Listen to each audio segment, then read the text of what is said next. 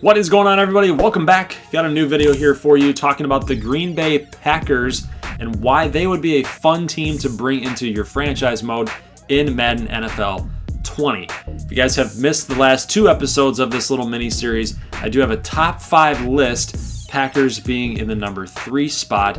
No particular order, but just kind of in the reveal order that I've revealed them in. We did the San Francisco 49ers and the Tennessee Titans, and now we're doing the Green Bay Packers. So we're going to get into the roster. We're going to look at the salaries. We're going to probably even look at the schedule, which I did not do for the 49ers or the Titans. But we'll look at the schedule a little bit. We'll talk about head coach Matt LaFleur and kind of the dynamic and the relationship that's going on with Aaron Rodgers. And what does this team need to do in order to have the success that they used to have with Aaron Rodgers at the helm? Obviously, Mike McCarthy is no longer here, and the defense has been atrocious. So obviously a lot of emphasis has been put on this Packers defense in order to get better. But we'll talk about that in a little bit.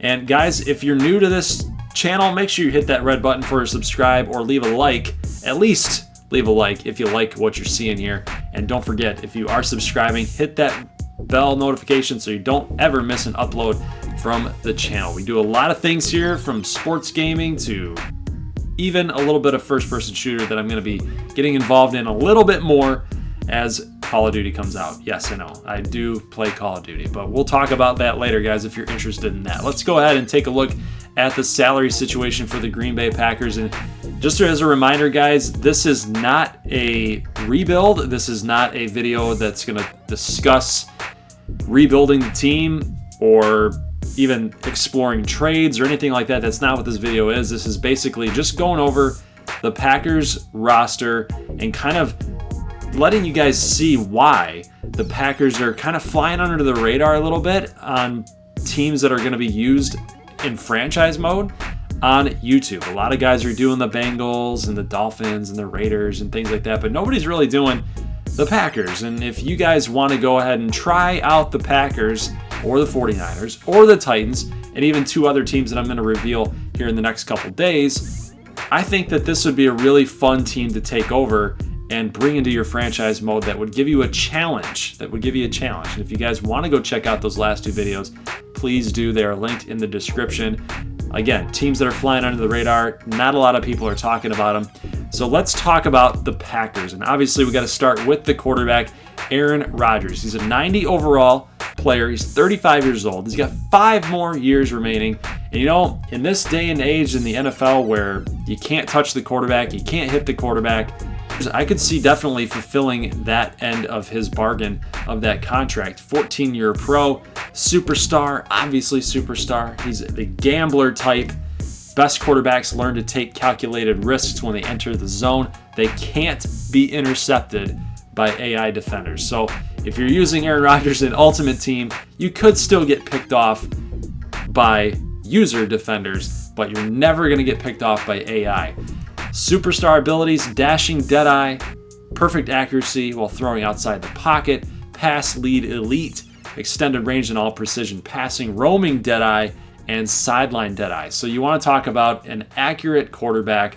Aaron Rodgers would be really fun to sling it around with in franchise mode. He is one of the best, if not, a lot of people have said he is the best quarterback in the game. Look at these numbers, guys. 40 touchdowns in 2016, only 7 picks. He only throws about single digits in interceptions every single year. High 60s in the completion percentage numbers.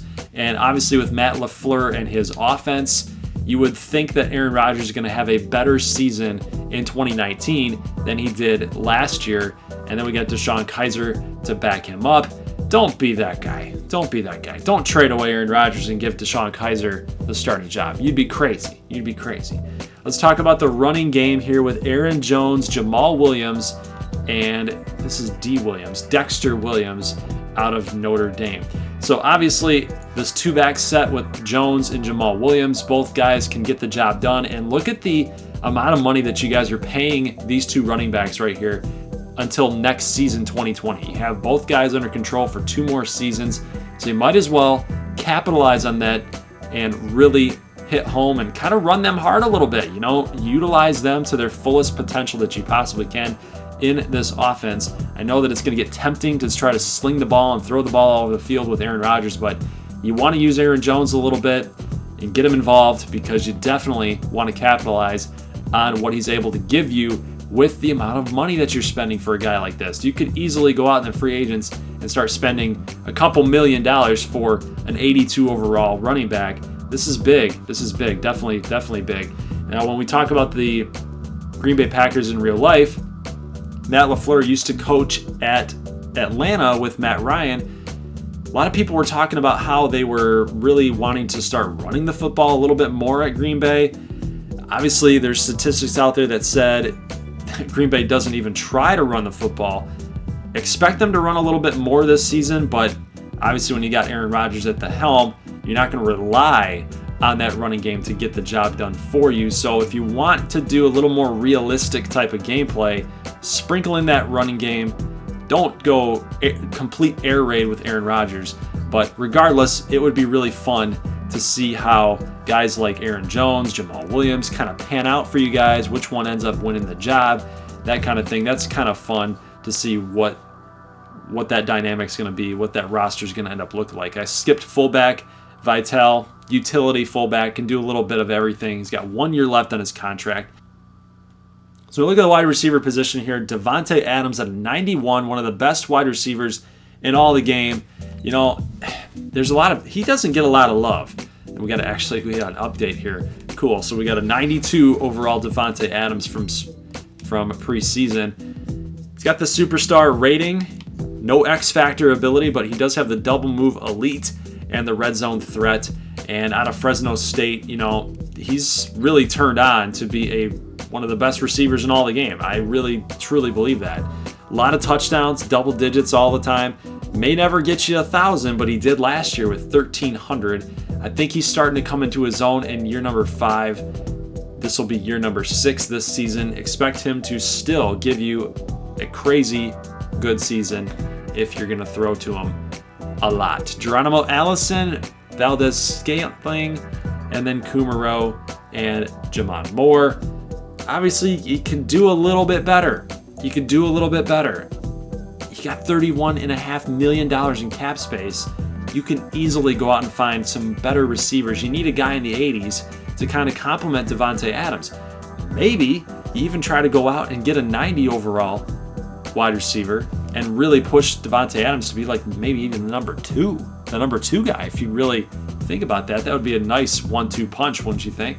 But Geronimo Allison maybe he might have a good season this year and kind of take that next leap and that next step forward. But, you know, these guys are not number 2s and number 3s, man. They're just not. Valdez-Scantling, another upgrade here, so he's up to a 74. But when we look at his numbers, you know, he's 6'4". I've liked Valdez-Scantling. He didn't have too bad of a rookie season last year. 581 yards, halfway to 1,000. That's pretty solid. I'm not against the idea that these guys are going to take the next step forward, but I would, if I was in charge of this franchise, I would be looking at other wide receivers to bring in so you're not totally having to rely on these receivers, especially when Aaron Rodgers is going to try to sling the football all over the field. Looking at tight end, Jimmy Graham, he is getting older, guys, at 32. Mercedes Lewis, 35. Jay Sternberger, I think he was from Auburn, Texas A&M, not Auburn, but Jay Sternberger being the young guy at 72, 4-year contract, definitely worth the money, worth the bargain. Maybe he might turn into something. You never know. But Mercedes Lewis and Jimmy Graham, you know, they're probably on their way out in the next 1 to 2 seasons. And this might be a position that you want to focus on. Probably, if you're not thinking about drafting one or signing one, you really want Jay Sternberger to be the guy. Really work with him, like for real. Like even in the preseason, start him. Don't start Jimmy Graham next season in the preseason, or even the preseason for 2019. Just don't do it. Start Sternberger. Get some XP. Try to get those overall rankings up for him, and really plan for the future on getting him enough reps so that he becomes like maybe a 75 by the end of the 2019 season. Then you can pretty much justify him becoming the starter eventually. So Jay Sternberger, want to watch out for him. But Jimmy Graham, getting older, this contract, might as well just let it play itself out. But the Packers, and we'll start to notice this as we go forward, they have a little bit of an issue with age. They're a little bit older in some spots. They need to get a little bit younger as we go forward. So looking at Bakhtiari, 27 years old, he's fine. 96 overall left tackle. You're gonna hang on to Bakhtiari and try to make sure you extend him out and be a Packer for life, pretty much. Then when we look at Taylor at a 71, I feel like he could do a little bit better at left guard. And then Jenkins, 4 years remaining here, 23 years old. He could turn into something. I mean, he's pretty much got the projection that he's going to surpass Taylor to end up becoming the starter, but that's a 6-year difference in age. So definitely work with Jenkins. Maybe you might not even have to address left guard in the future if you can get him to a 73, maybe by the time he is able to take on that role of starting left guard. Then we got Lindsey here at 28 years old. He's also got a contract situation where it's only 2 years long, and yeah, that's kind of a pattern that I'm starting to notice. Is there's some short-term contracts, and there's actually a lot of short-term contracts with the Packers right now, and that's why you want to really pay attention to that cap space at $31.5 million. You want to be able to pay for all these guys to come back, and some of the older guys you might say goodbye to, but I mean, right guard, that needs a major overhaul. Maybe, just maybe, you could swing over Jenkins over to the right guard spot, which would make sense because he's a better overall player. Guard, to me, especially in a video game, guard, it's all interchangeable to me. You might as well just do that.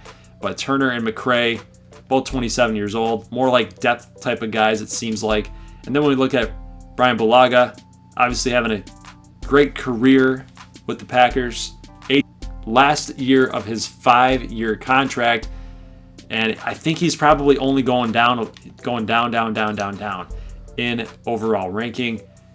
Star potential, progression rate. He's a pretty good player, man. Pretty good player. You hang on to him, maybe another 1 or 2 seasons, maybe finish out his career as a Packer, but definitely a position you want to focus in on. And again, this is kind of the situation I was just talking about, is that even when we go back up to quarterback, at least outside of quarterback, there's some short-term contracts here. 2 years. You've got Adams and Valdez-Scantling for 3, but anything else, 1 year, 3 years for Jamon Moore, 2 years, 1.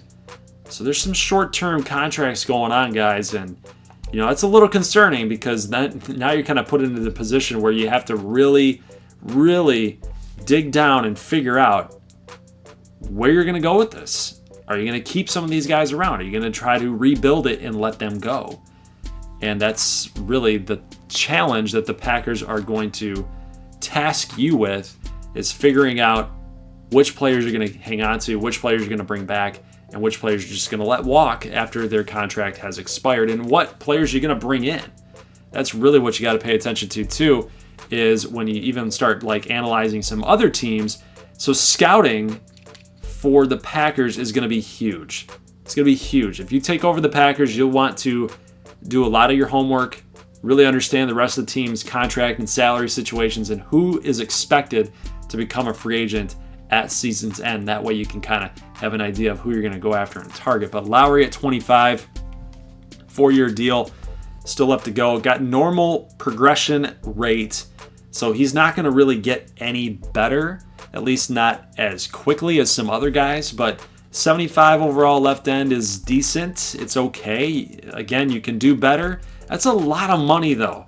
That's a lot of freaking money to pay for a 75 overall player over the course of 4 years. So I don't like that contract. If it were up to me, I would probably end up looking to move him, especially because the Packers defense doesn't look like it's going to be super dominant again this season. We've also got Adams at a 66, KK at a 65, and Brown at a 62. We got Kenny Clark here at a 90 overall, and then Lancaster at a 70. So it's just the same old, guys. Here we go again. Short-term type of contracts. Obviously, when it first started, they weren't very short-term. I do see a lot of 4-year and 5-year contract lengths, but this is the situation that they're in, which is what you're going to have to deal with when you take over the Packers into a franchise mode. Is again, where are you going to find the money to bring all these people back? Who are you going to prioritize to bring back, and how are you going to manage that contract situation? So 2 years left for Clark. Let's just check and see what his progression rate is. It is a star rating. That's pretty fair. And then we got Lancaster, who's probably going to be a normal. Got another upgrade here. That's one thing I have noticed about Madden. The upgrades happen really frequently, so you do have to adjust some of the XP sliders to kind of tone that down a little bit, because it seems like it's all the time, especially in superstar mode or face of the franchise mode. It's just constant. So then we have Smith, Za'Darius Smith, 4-year deal, and then Rashawn Gary, 4-year deal. Love it. Love what they're doing here with the young guys at linebacker, or at least in the 3-4. You can stand them up, you can sit them down. Like it. 277 pounds and 6'5" for Rashawn Gary. Just a beast. We'll see how he does in the NFL. There was talk about his motor being kind of low, but again, the media always talks out of their butt sometimes. But we've got some pretty good linebackers here, some good future with Smith. 26 years old though, but he's still going to give you some good performances every week to week. And then Rashawn Gary, obviously a good player here. Blake Martinez, the tackling machine. I love Blake Martinez. And look at this. He's not even playing for that much money. He probably will be eventually. And this is just, again, another situation for the Packers where you've got to really manage your cap space, star progression rate. I think that's pretty much fair. This is a guy that always seems to get 100 tackles every single season. Yeah, 144 and then 144 last year. Just, oh my God. But that was solo. Those were solo tackles. He almost had 200 tackles. Oh my God. He's insane. And guys, he's only been a pro for 3 seasons. Just nuts. This is crazy to me, though. This is crazy. $13 million, $16 million for an 81 overall linebacker? I don't like that. I don't like that at all. So Preston Smith is killing the Packers right now with the contract that he signed. Might be a position player that you elect to get rid of. It's totally up to you. Obviously, it would probably be something that I would do, is get rid of him. But I mean, when we look at Za'Darius Smith too. Za'Darius Smith, excuse me. $20 million. I mean, holy crap. These outside linebackers are killing the Packers in cap space. I guess if they turn into something, I mean, they're heading into their prime right now, so maybe in real life they actually do step up and have really good years, but that's a lot of freaking money, guys. I wouldn't feel comfortable in spending that at all. But here's the position strength. This is the Packers' positional strength on defense, is their defensive secondary. Jair Alexander, one of the best corners in the game. We got Kevin King, Josh Jackson. I love their secondary. I love their corners. Maybe they're not getting a whole lot of love here with the ratings, but I love these guys.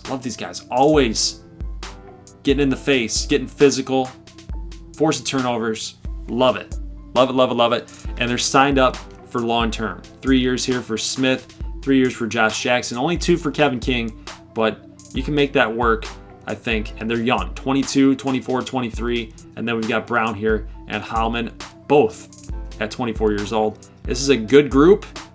Definitely a positional strength. I think you want to save some money for Jair Smith, because then eventually in 3 years he's gonna want the big payday for sure. I think he would probably get up to about a 90 by the time that his contract is up and over with. And at that point, he's about 26 years old. He's still got a lot of good football left to guard in the NFC North. Looking at the free safety, Tremont Williams, he's always been a good safety, man. He's always been a good safety throughout his career.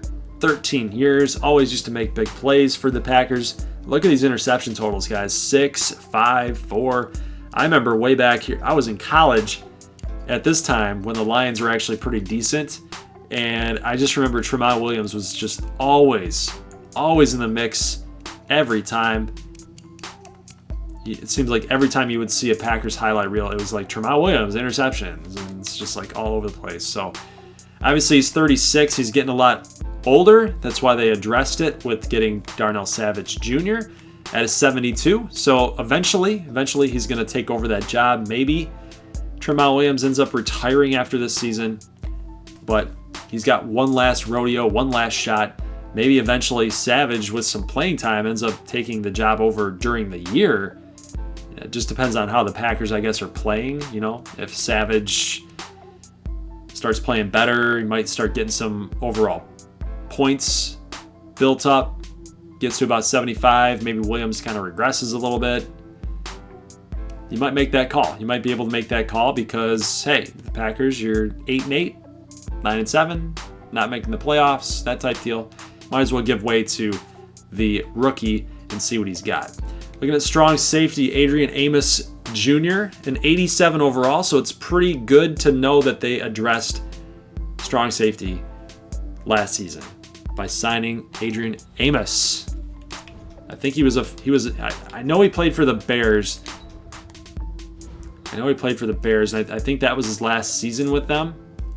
And now he's signed over with the Packers. So obviously a really good player at 87. Definitely a player you want to build around. And you got him locked up for long term too. So at least the Packers are being smart here with the secondary, locking a lot of these guys up for long term.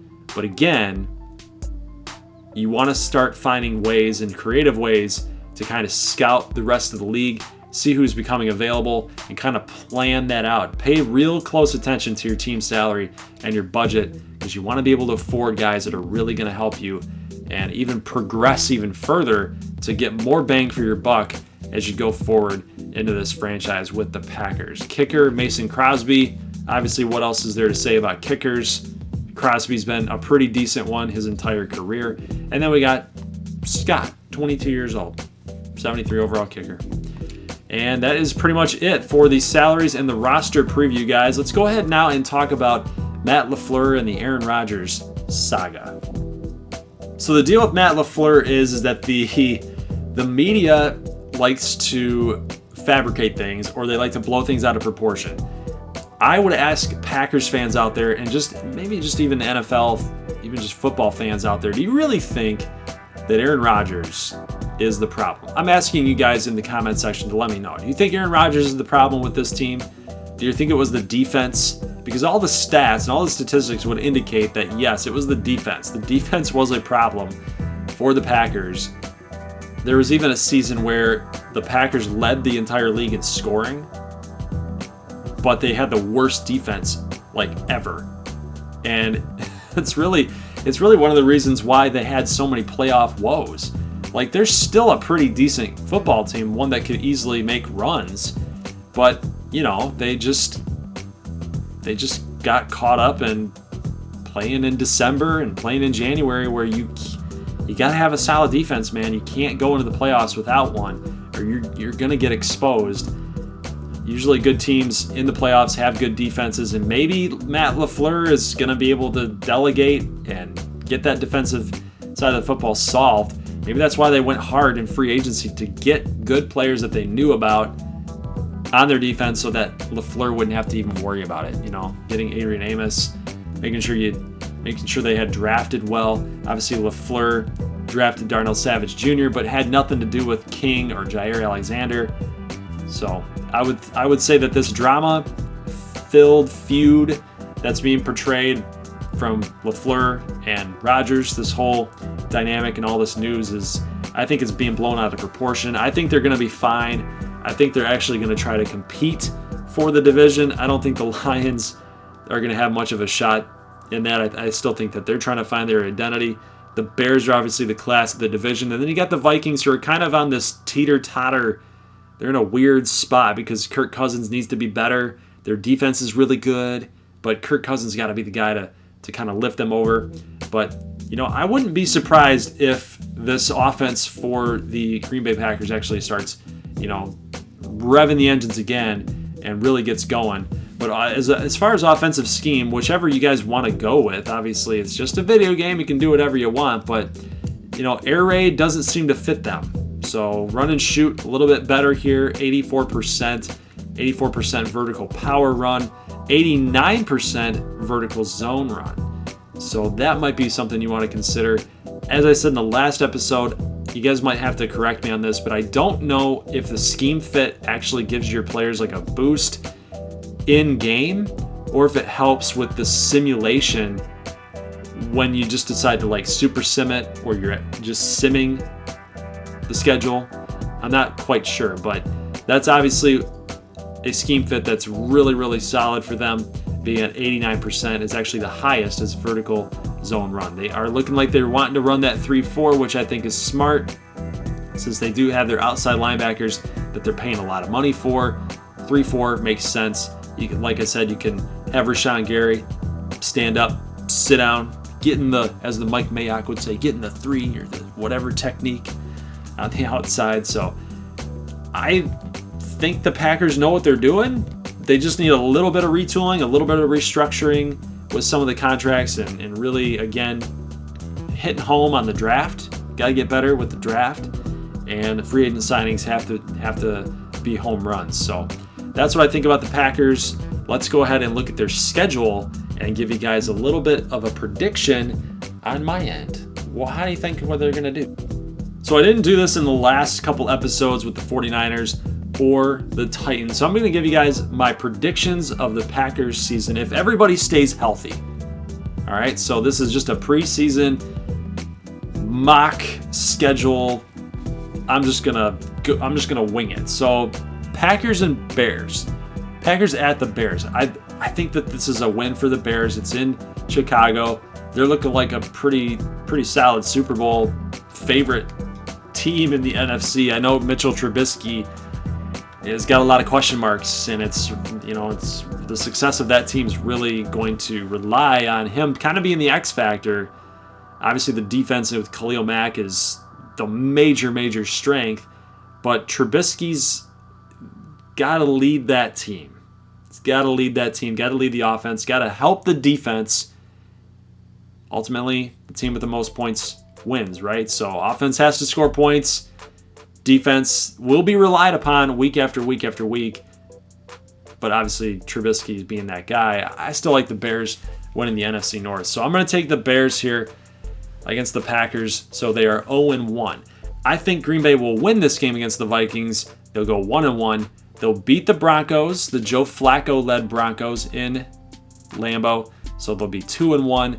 They will beat the Philadelphia Eagles against Carson Wentz. Still some question marks about Carson Wentz and his health and kind of that little saga, that little drama that's going on between their fan base. Talking about Nick Foles, but he's gone. He's out of the picture. It's kind of 50-50. Eagles could win that game just as easily as the Packers could win that game, but I'm going with Aaron Rodgers in this one. And the Matt LaFleur offense on Thursday Night Football, right? So they will be 3-1. They will lose to the Cowboys, 3-2. They'll beat the Lions, 4-2. They'll beat the Raiders, 5-2. Loss against the Chiefs. That might actually be a shootout, but they'll end up losing the game. So 5-3 through week 8. Chargers, this could be another shootout. I'm going to say they're going to lose because Derwin James and Joey Bosa and that defense for the Chargers is really good, and Phillip Rivers has a lot of weapons on offense. They're going to be 5-4. They'll beat the Carolina Panthers 6-4. They will beat the 49ers 7-4. They'll beat the Giants 8-4. They'll beat the Redskins 9-4. They'll lose to the Bears at home. They'll be 0-2, be 9-5. They'll lose to the Vikings 9-6, and then they will beat the Lions on the road in Detroit to go 10-6. So I'm predicting the Green Bay Packers to go 10-6. Yeah, That, I think, might be a stretch, but again, this is just a prediction, and it can totally be blown up once an injury happens, or if this Matt LaFleur project and this Aaron Rodgers thing with Matt LaFleur, this feud, this rumored feud, is actually true. So that is actually going to be it for today's episode, guys. I'll see you tomorrow for the next team reveal. This will be team reveal number 4. And like I said in the last one, if you haven't seen a pattern yet, we went NFC, AFC, NFC with the Packers. So obviously the next team will be an AFC team, and we'll go from there. So guys, leave a like if you like this thing, and if you're new to the channel, make sure you hit that red button for subscribe or my logo in that bottom right-hand corner of the screen. And I will see you guys tomorrow for the next team. Love to know your thoughts. Post them in the comment section below. Love talking football with you guys. What is your prediction about the Green Bay Packers? Who do you think is going to win the NFC North? I'd love to hear it from you guys. How do you think Aaron Rodgers is going to do? Lots of Packers questions, but I'm here to talk about football with any topic. I'll see you guys in the next one. As always, peace.